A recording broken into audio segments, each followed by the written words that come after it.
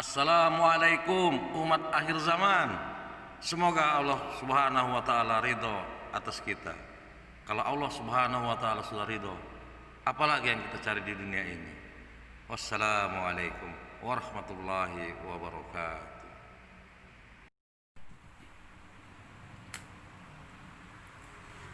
Bismillahirrahmanirrahim. Assalamualaikum warahmatullahi wabarakatuh. Alhamdulillah, segala pujiannya milik Allah subhanahu wa ta'ala. Allah yang mengadakan dari tidak ada menjadi ada. Allah yang maha pengasih lagi maha penyayang. Salawat dan salam hendaknya tertuju kepada baginda Rasulullah sallallahu alaihi wasallam, Khatamul Anbiya wal Mursalin, memimpin para nabi dan rasul. Rasul terakhir, la nabiyya ba'da, tidak ada setelahnya. Saudaraku yang sama-sama mencari ridha Allah subhanahu wa ta'ala, tak hentinya kita bersyukur pada Allah subhanahu wa ta'ala atas semua yang kita miliki, atas semua yang kita jalani selama ini. 100 tahun yang lalu kita belum ada, dan 100 tahun yang akan datang kita sudah tidak ada. Betapa perjalanan ini sangat singkat, betapa usia kita sangat pendek untuk menjalani panjangnya alam setelah alam ini.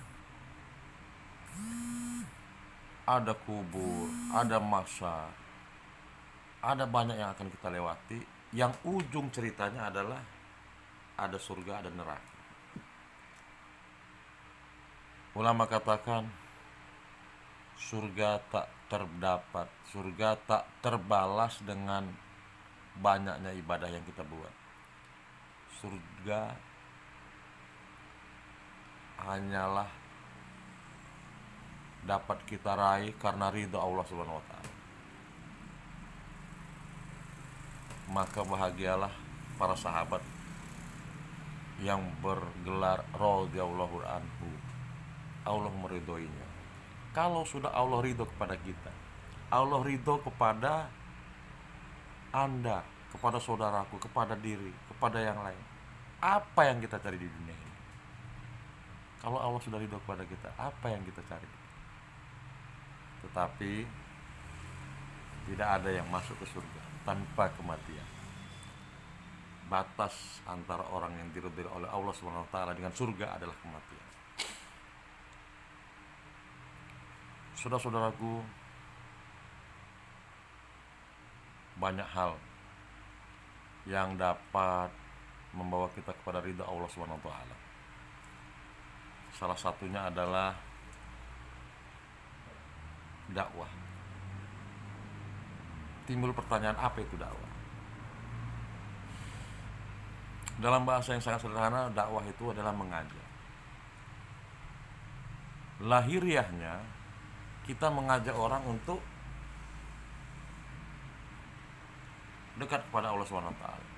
Tapi zahirnya kita mengajak kita mengajak saudara kita untuk dekat kepada Allah Subhanahu wa taala. Tapi sesungguhnya kita mengajak diri kita sendiri. Kita memperingatkan kepada diri kita sendiri untuk lebih dekat kepada Allah Subhanahu wa taala. Kemudian ada fenomena tabligh, jemaah tabligh. Ada yang bilang jemaah kompor, ada yang bilang jahula. Banyak hal. Di tempat lain nama lain, di tempat lain orang sebutnya dengan lain.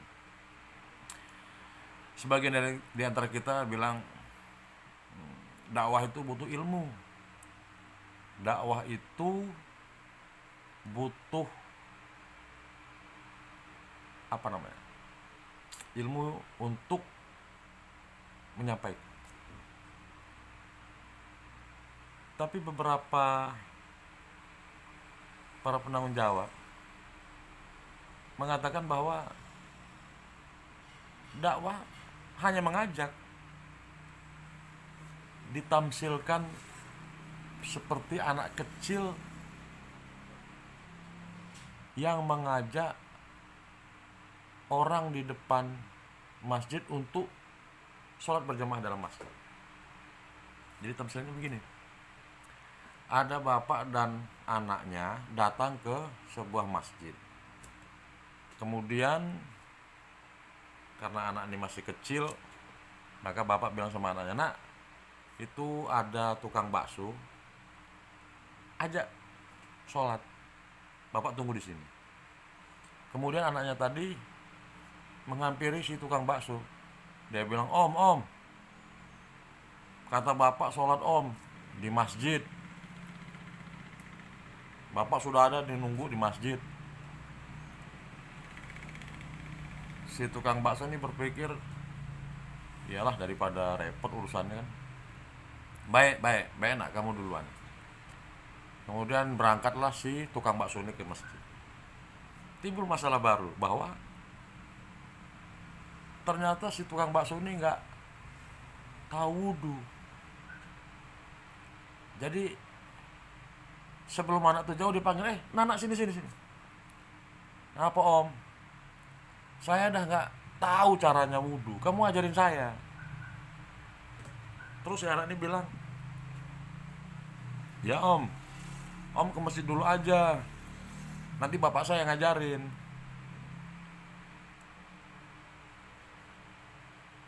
Dari cerita ini, si anak kecil ini adalah dai, si pendakwah, si pengajar, yang tugasnya hanya mengajak. Om, ayo sholat di masjid. Dai bukan orang tidak harus orang yang memiliki ilmu yang banyak. Nanti ada alim, ada orang yang berpengetahuan yang mengajarkan apabila ada masalah. Dalam hal ini masalahnya si tukang bakso tidak bisa wudu, makanya tukang bakso bertanya ke anak kecil, saya nggak bisa wudu, tolong ajarin saya. Dan si anak kecil, si dai tadi, dia paham, dia hanya mengajak. Makanya dia bilang, om ke masjid dulu, nanti yang ngajarin wudunya bapak saya yang di masjid. Dalam hal ini bapak saya itu adalah alim. Kesimpulannya bagaimana? Kesimpulannya, dai boleh ala kadarnya, tidak berilmu, walaupun sebaiknya dai berilmu. Nanti yang mengajarin ilmu itu sesungguhnya alim. Jadi makanya di tablik itu, di jemaah kompor itu, kalau dalam suatu jemaah biasanya terdiri dari alimnya, ada alimnya, biasanya terdiri dari hafiznya, ada hafiznya, dan yang lain adalah makmur, orang-orang yang mengikutinya.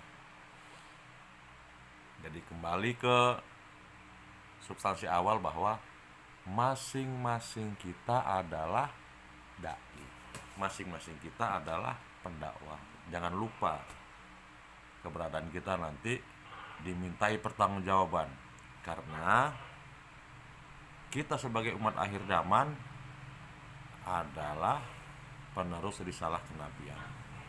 Sudah tidak ada nabi, kita bukan nabi, tapi kita penerus risalah kenabian. Insya Allah hanya itu yang bisa kami sampaikan. Kita saling mengingatkan, tidak ada yang sempurna di dunia ini. Kesempurnaan hanya milik Allah Subhanahu wa ta'ala. Kesempurnaan hanya milik Sang Pencipta. Kita tutup dengan doa kifaratul majlis. Subhanallahi wa bihamdihi, subhanakallahumma wa bihamdika, asyhadu an la ilaha illa anta, astaghfiruka wa atubu ilaik. Assalamualaikum warahmatullahi wabarakatuh.